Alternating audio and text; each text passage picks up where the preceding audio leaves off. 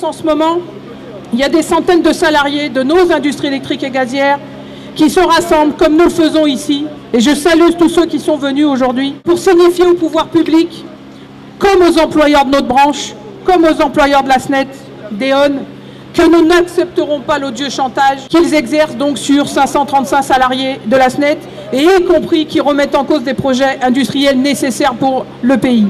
Un chantage qui fait planer sur la tête de ces salariés le risque d'un licenciement pour contraindre les organisations syndicales à accepter le plan de restructuration, qui prévoit donc la fermeture de 5 sites de production sur 7.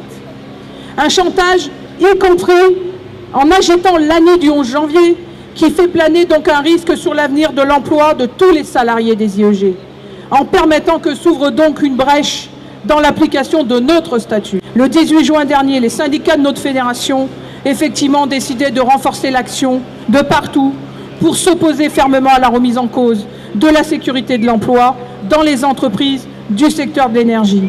Dès lors, l'ensemble des syndicats se sont engagés dans une multitude d'initiatives et je pense qu'il faut les valoriser. Informer les salariés dans les entreprises, la démarche qu'on a lancée dans les IRP, tout cela pour interpeller employeurs d'un côté qu'ils prennent leurs responsabilités, les élus, les pouvoirs publics de partout en France, à tous les niveaux. Notre démarche de déploiement doit permettre aujourd'hui d'être en mesure d'obtenir la garantie qu'il n'y aura pas de licenciement à la SNET parmi les personnels en assurant une mobilité inter-entreprise dans la branche. Et c'était le sens du courrier de l'ex-ministre Bateau. Si cet engagement se concrétisait, ce serait une très grande victoire pour les salariés. Mais au-delà, ce serait une immense victoire pour tous les personnels de l'industrie, des industries électriques et gazières, qui verraient dans la confirmation de l'application de notre statut l'assurance d'un avenir stable, l'assurance qu'il n'y aurait pas de licenciement dans les IEG. Pour le moment, je l'ai dit, on ne doit rien lâcher. Il faut poursuivre notre travail d'information, de mobilisation, engagé en direction de tous les personnels.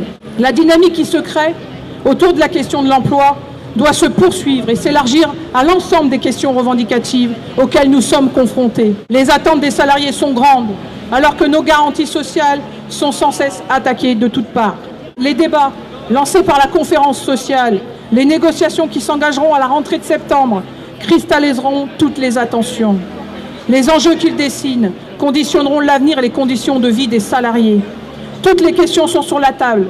L'emploi, le pouvoir d'achat, avec particulièrement le dossier retraite. Les réponses ne sont pas écrites d'avance. Aussi, poursuivons notre lancée.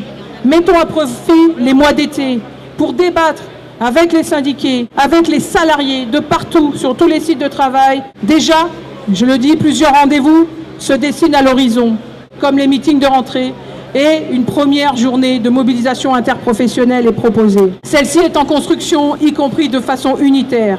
Parce que vous le voyez bien, on ne doit jamais lâcher. La bataille doit se poursuivre pour qu'on puisse faire gagner dans l'intérêt des salariés. Merci.